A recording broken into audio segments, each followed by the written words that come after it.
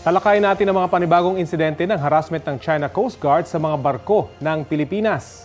Nakasalang sa Balitang Hali, si International Studies Professor Renato De Castro. Magandang umaga at welcome po sa Balitang Hali, Professor. Magandang umaga, Rapi. Magandang umaga, Sandra. Kamusta po kayo? Okay lang po. Professor, bakit po tila mas mag-agresibo ngayon China sa ginagawa nilang aksyon dyan sa may West Philippine Sea? Kasi nung huli ako nagpunta sa Baho de Masinloc, wala silang ginawa, nag-shadow lang sila. Pero ngayon, nambobomba na sila ngayon ng mga barko ng Pilipinas.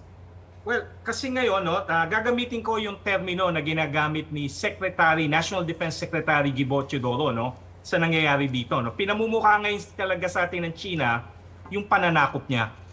Ang English translation, of course, ng pananakop is, of course, conquest.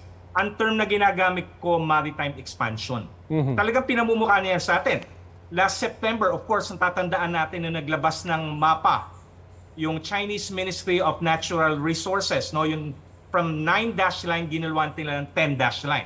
Tapos talagang sinasabi nila sa atin, atin to, at papaalisin namin kayo dito. Hindi kayo makakapasok hanggang hindi kayo hihingi ng permission sa amin. So we're facing a reality that China is imposing upon us.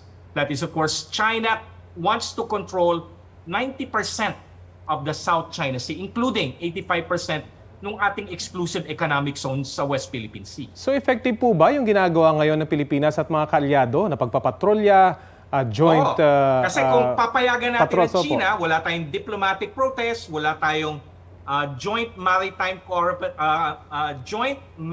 cooperative activities, wala tayong resupply, pinapayagan na natin ng China. We're giving China the golden opportunity to win without actually fighting. So every move, even yung diplomatic protest, wag natin babaliwalain natin yan. Kasi ini-indicate niyan, hindi natin tinatanggap ang ini-impose sa atin ng China, miski yung arbitral ruling. Of course, yung arbitral ruling na pinal natin noong 2016 at of course napanalo na natin noong 2016, deprived China of its legitimacy. Even on the basis of international law, even on the basis of sinabi ng Chino na historic claim. Wala yan.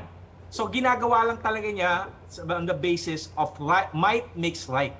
So mahaba ang tunggalian to. So wag tayo ma-intimidate. Naglabas ng matapang na statement ang ating Pangulo. At ang pinaka-last sentence ng kanyang statement na lumabas sa Facebook, we should not be deterred. Professor, nagdulot po ng serious engine damage sa ML Kalayaan yung Chinese water cannon attack. Paano po kaya mapapanagot ng Pilipinas ang China dito? Hindi natin mapapanagot. Ang gagawin natin, dapat gumawa tayo ng mga barko na hindi basta-basta matitinag o madadamage nun. So we have to adjust to China's tactics. This is a long game. So hindi ano yun. Kasi pag inako ng China yan, ibig sabihin mali yung ginawa nila, hindi nila.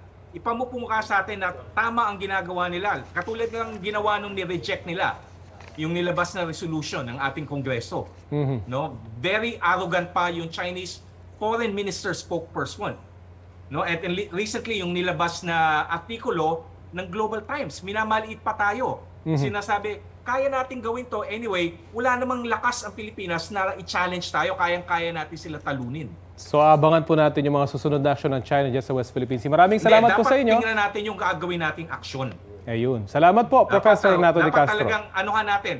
Ang starting point natin yung last sentence ng ating presidente. We should not be deterred.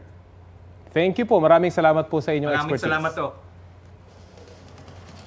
Kapuso, alamin ang maiinit na balita. Bisitahin at mag-subscribe sa GMA Integrated News sa YouTube.